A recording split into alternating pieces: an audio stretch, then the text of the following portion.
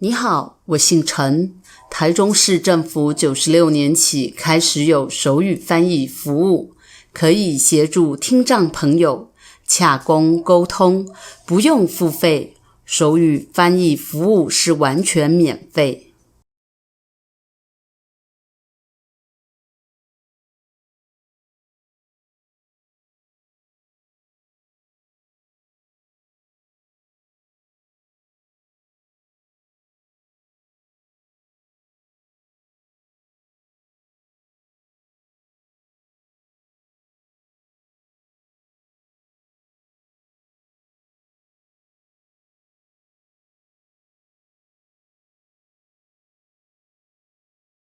这是手语翻译服务申请表，你填写翻译的日期、地点、事由，还要附上你的身心障碍证明正反面影印。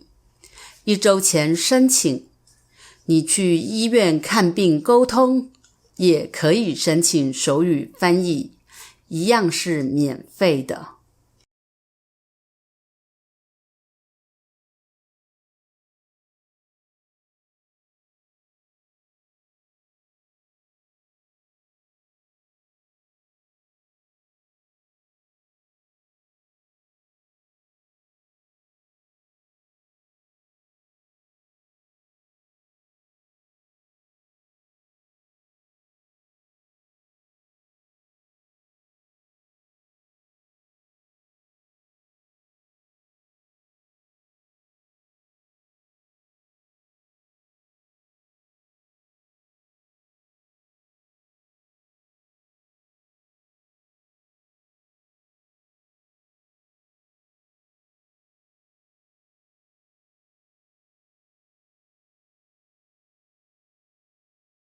可以，但是因为手语翻译人力不是很充足，临时申请不一定能找到翻译。